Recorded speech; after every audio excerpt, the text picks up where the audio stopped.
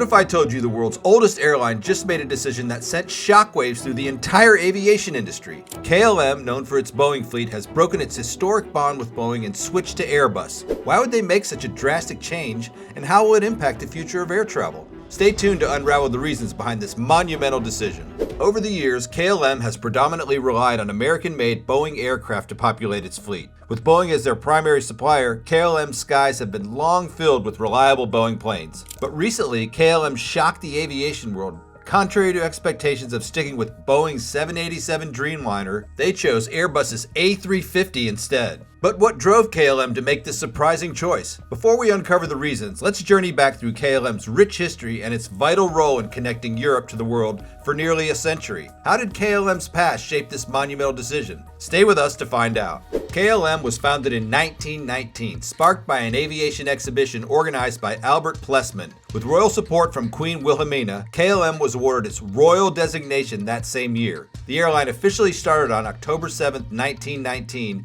with its first flight taking off on May 17, 1920, from London to Amsterdam. Initially using leased aircraft, KLM quickly expanded its fleet with Dutch-made Fokker planes. By 1921, it had established scheduled services across Europe. KLM's ambitions grew with its first experimental intercontinental flight to Jakarta in 1924. Regularly scheduled services between Amsterdam and Jakarta began in 1929, setting a world record for the longest distance scheduled service by airplane. KLM faced challenges in 1935 with three major international passenger flight crashes, known as the Black Week. Despite these setbacks, the airline continued to innovate, introducing the Douglas DC-3 in 1936, which replaced the DC-2 on the Batavia to Sydney route. In 1938, KLM became the first airline to operate from Manchester's New Ringway Airport. KLM also uniquely operated the Douglas DC-5 in the West Indies. In the second half of the 20th century, KLM went for international expansion. The liberalization of the European aviation market allowed KLM to develop Amsterdam Airport Schiphol as its key hub, expanding its global reach through partnerships,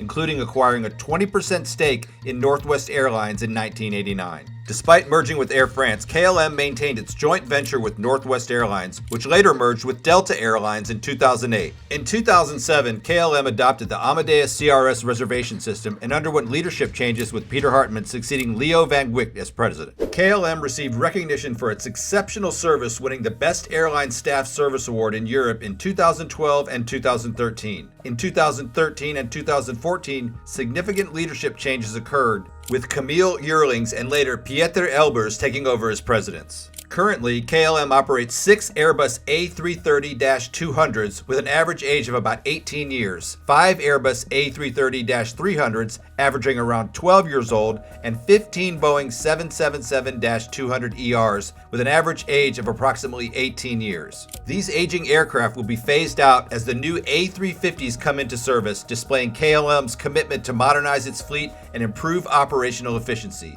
Notably, KLM plans to continue operating Boeing 787-9s, Boeing 787-10s, and Boeing 777-300ERs alongside the A350s. They are also upgrading their Boeing 777-300ERs with new business class seats featuring doors, enhancing passenger comfort and experience. Starting from 2026, KLM will begin operating Airbus A350s, gradually replacing its current Airbus A330-200s, Airbus A330-300s, and Boeing 777-200ERs. The delivery of all A350s from this order is scheduled between 2026 and 2030. Upon delivery, Air France-KLM will become the world's largest operator of the A350 family, with potentially up to 99 planes in their fleet. This move is part of their strategy to increase the share of new generation aircraft in their fleet significantly, rising from 5% in 2019 to an expected 64% by 2028. As of September 25, 2023, Air France-KLM operates a fleet of 533 aircraft serving more than 300 destinations worldwide. Now, before we delve into the unexpected reason why KLM made this move, I want you to press that subscribe button so we can bring you more and better exclusive aviation content. Let's explore the details behind KLM's decision to choose Airbus over Boeing for their new fleet. As disclosed by KLM Group CEO Benjamin Smith, one of the primary factors influencing this decision is the aircraft's range capabilities. The Airbus A350 series, including the A350-900 and A350-1000, have impressive operating ranges of over 9,500 miles and 10,000 miles respectively. Now, the Boeing 787-10 has a range of approximately 7,288 miles. But why is range so important? Well, this significant difference gives Airbus a notable advantage, particularly for airlines like KLM that require extended range capabilities to reach destinations such as South America and South Africa. Recent geopolitical events, such as the closure of Russian airspace to European airlines, including KLM, show the importance of range flexibility. Russia's geographical position as the transit hub between Europe and Asia requires long-haul flights that the A350's extended range can accommodate without the need for inconvenient detours. For instance, the direct Amsterdam to Tokyo route spans about 5,778 miles, well within the capabilities of the 787-10. However, ongoing airspace restrictions and unfavorable weather conditions can force the flights to take detours up to 12,365 miles, exceeding the endurance limits of the 787-10.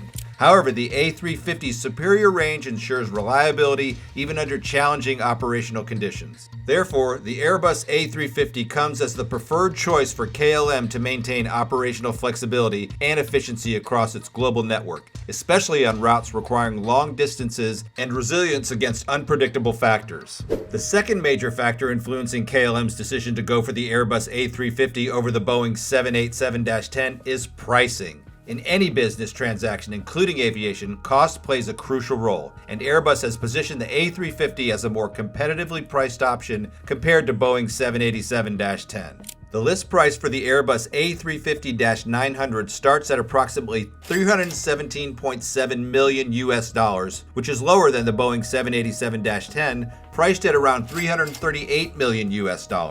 With KLM placing an order for 90 aircraft, the potential savings amount to nearly $2 billion US.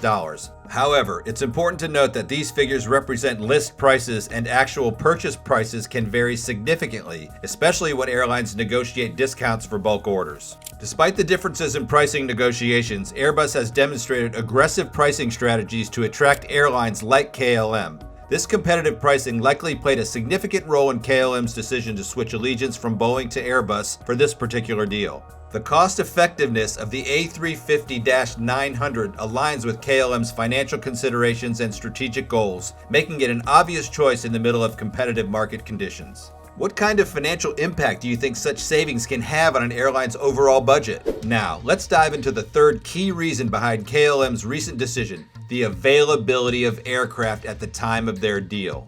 When KLM made their choice, there were fewer outstanding orders for the Airbus A350 compared to the Boeing 787. Moreover, Airbus was manufacturing more A350s each month than Boeing was producing 787s. This meant that KLM could expect to receive Airbus planes sooner than Boeing's, starting from 2026. This order complements Air France's existing order of 41 Airbus A350-900s, with 22 already delivered. Additionally, Air France-KLM has placed an order for 8 Airbus A350 full freighter aircraft to modernize their cargo fleet. Now, even if the backlog of orders for both aircraft had been equal, there was no guarantee that KLM would receive their 787s any earlier. Boeing has faced significant challenges in recent years, particularly with delays in delivering their Dreamliners. Production of the 787 was even halted at one point due to quality control issues. Despite Boeing's efforts to solve these problems, they continued to encounter setbacks, including discovering new manufacturing issues that further delayed the delivery of nearly 100 Dreamliners. KLM, like many airlines needing to modernize their fleet soon, prioritized aircraft availability. This made the A350 an attractive choice, as Airbus could fulfill large orders immediately. Now, how crucial do you think it is for airlines to have timely access to new aircraft in a competitive market? So, KLM needed an aircraft that was cost-effective to operate, had a longer flying range, came with a lower list price, and could be delivered sooner. That's why KLM turned to Airbus. However, has Boeing completely missed its chance? It's true Boeing lost a significant contract and a potential customer in this deal. Initially, Air France-KLM's leadership had considered the Airbus A350-900, A350-1000, Boeing 787-10, and the Boeing 777-9 for their future fleet. Now, it's clear they went for the A350-900 and A350-1000, but what about the Boeing 777-9? Does the 777-9 still have a chance to join the KLM fleet? It seems the preference leaned towards the 787-10 rather than the 777-9. It's quite reasonable to consider the 777-9, especially since KLM used the Boeing 747-400 extensively, and that size of aircraft remains crucial. The hub of KLM at Amsterdam Airport Schiphol faces severe slot restrictions, and the Dutch government aims to limit overall aircraft movements, which is met with opposition.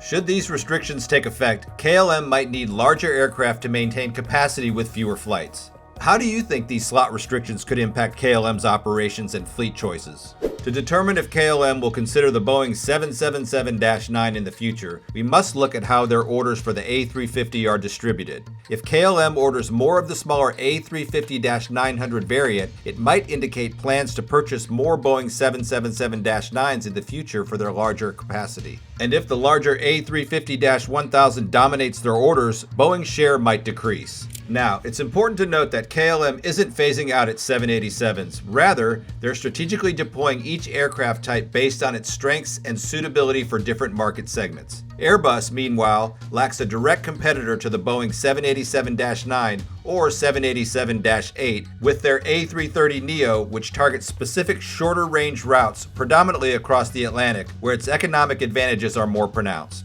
With the first deliveries expected in 2026, KLM plans to operate both the Airbus A350-900 and A350-1000 variants, though the exact number of planes and their distribution between the variants is yet to be finalized. The Airbus A350-900 will seat a total of 331 passengers, featuring 34 seats in business class, 26 in premium economy, 33 with extra legroom in economy, and 238 standard economy seats. Meanwhile, the larger Airbus A350-1000 will accommodate 391 passengers with a similar layout of 34 business class seats, 28 premium economy seats, and 32 extra legroom economy seats, and 297 standard economy seats.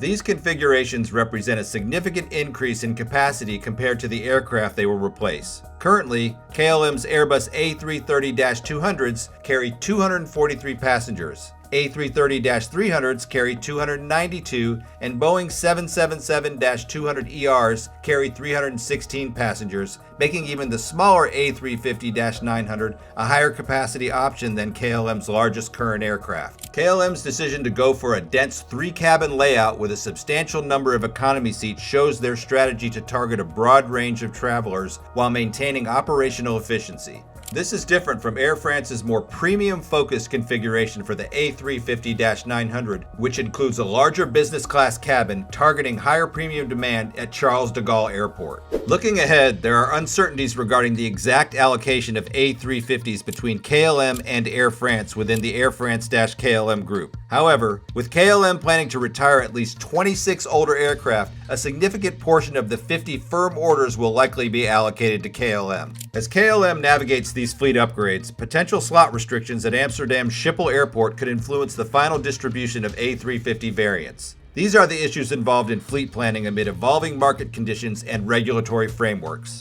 Thanks for joining us on this gripping journey through the events surrounding KLM Airlines. But hey, the excitement doesn't have to end here. If you enjoyed the ride, subscribe for more thrilling tales, and feel free to share your thoughts in the comments below. And before you go, make sure your seatbelt is fastened and tray tables are up. Safe travels and happy subscribing.